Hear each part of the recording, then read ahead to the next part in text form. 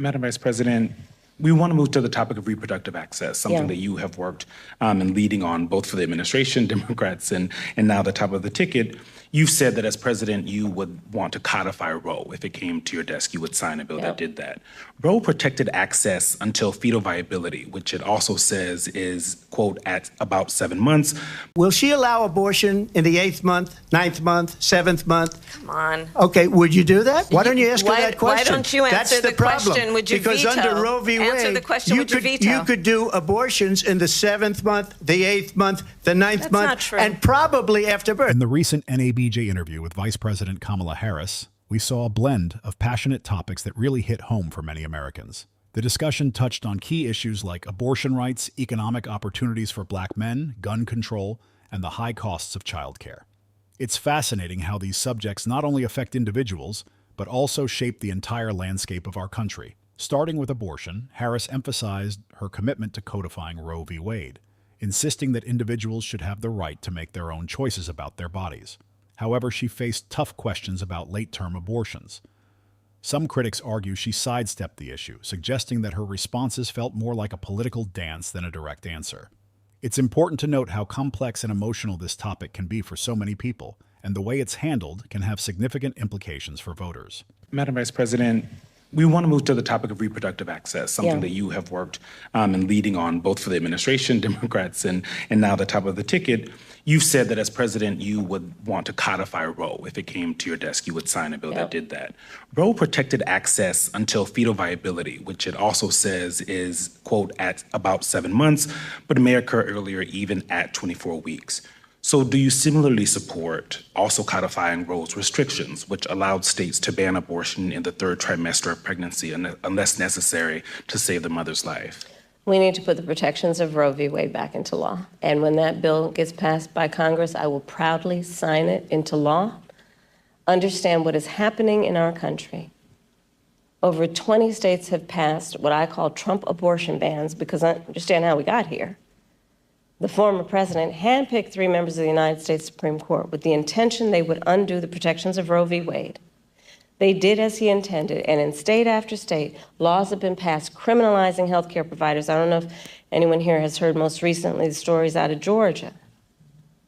So that's where I stand. We need to put back in place the protection of Roe v. Wade and put that into law. And those restrictions that are also in. We need to put back in place the protections of Roe v. Wade and let an individual, in consultation with her doctor, make the decision based on what she can determine, because she's smart enough to know what's in her best interest instead of having her government tell her what to do, especially a bunch of people in these state capitals who think they're in a better position to tell her what to do than she is to know what's in her best interest. Next, the conversation shifted to Black male voters, a critical demographic in elections. Harris acknowledged that she needs to earn their trust and support, not just assume it because of her background. She talked about the struggles Black men face in accessing capital for their businesses, which is a major hurdle for many aspiring entrepreneurs. It's encouraging to hear that efforts are being made to increase funding for community banks, but the challenge remains in convincing young voters that change is truly on the way. Madam Vice President, Black men, as you know, are a closely watched voting bloc. You've hosted Black men at your residence. Yep. You have engaged Black men and centered them in your economic opportunity tour. But polling shows that some Black men, particularly young Black men, are considering voting for Donald Trump, and they see him as better for the economy. What is your message to young Black male voters who feel left out of this economy, and how can your economic policies materially change their lives? So I appreciate the spirit of the question, but I'll tell you, I've often been asked this question in a way that I've had to respond by first saying that I think it's very important to not operate from the assumption that Black men are in anybody's pocket. Black men are like any other voting group. You gotta earn their vote. So I'm working to earn the vote. Not assuming I'm going to have it because I am Black, but because the policies and the perspectives I have understands what we must do to recognize the needs of all communities. And I intend to be a president for all people. specifically as it relates to what we need to do, to your point around economic opportunity. Yes, I started way before I was at the top of the ticket, what I called an economic opportunity tour, focused on Black men.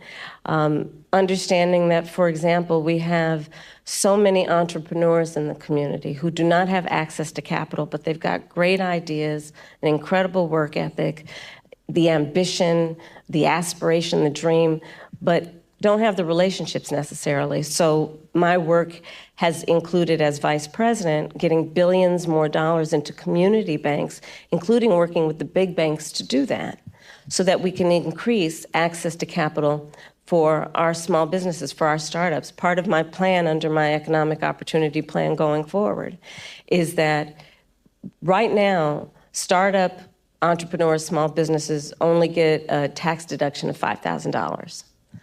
Nobody can start a small business with $5,000.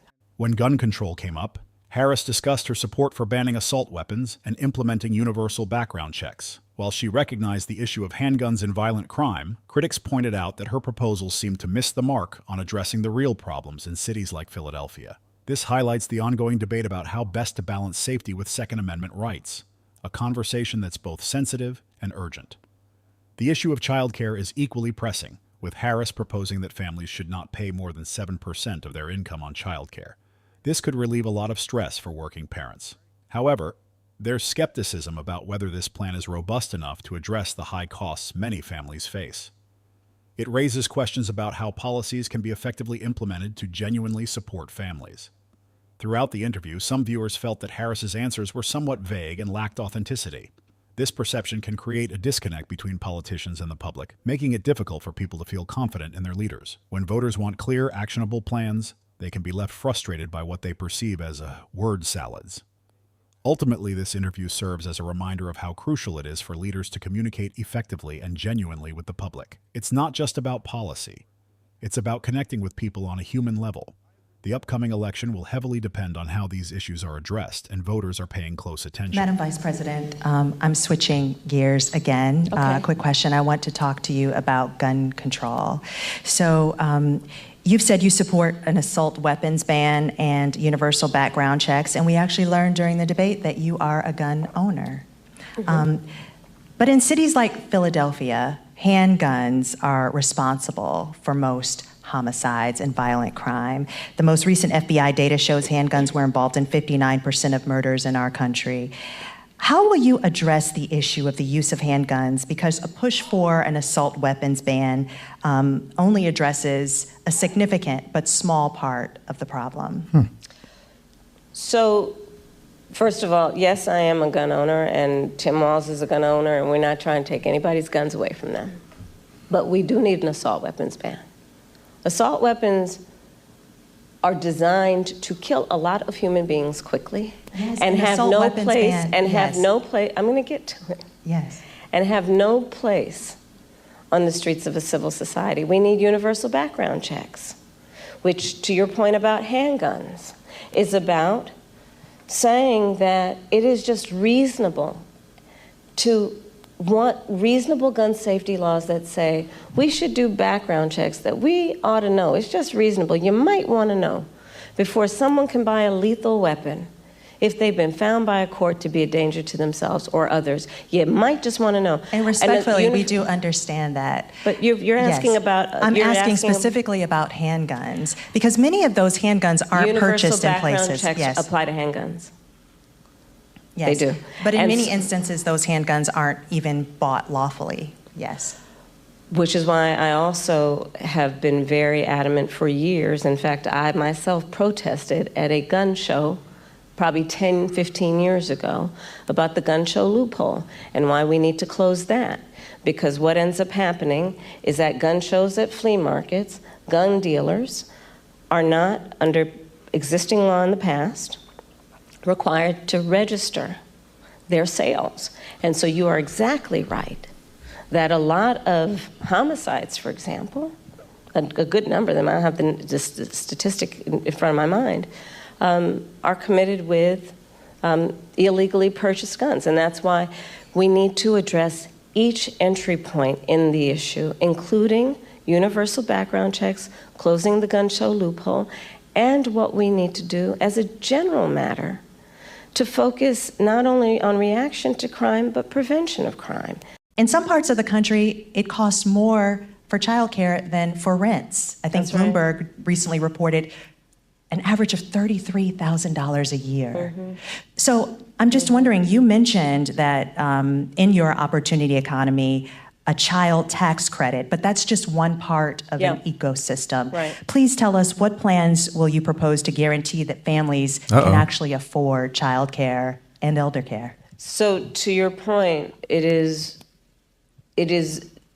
sadly the state of affairs in our country that working people often have to decide to either be able to work or be able to afford childcare. Like they can't afford childcare and actually do the work that they want to do because it's too expensive and it doesn't actually level out in terms of the expense versus the income. My plan is that no family, no working family should pay more than 7% of their income in childcare. Because I know that when you talk about the return on that investment, allowing people to work, allowing people to pursue their dreams in terms of how they want to work, where they want to work, benefits us all. It strengthens the entire economy.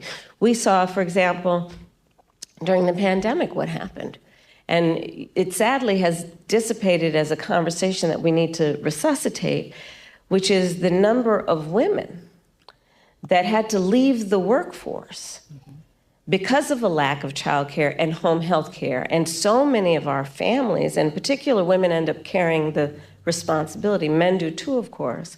What we call people who are in the sandwich generation. Exactly. Who have young children and are also taking care of their parents.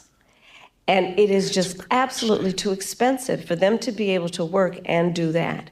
So my plan is not only about 7% of income for working people for childcare, but also we need to do better for our childcare providers and our home healthcare providers in terms of ensuring that they receive the wages that they deserve based on the dignity of their work. I have spent... If you found this discussion interesting, don't forget to like and subscribe. It really helps us bring more content to you and keep the conversation going. We want to hear your thoughts too. What did you think of Harris's responses?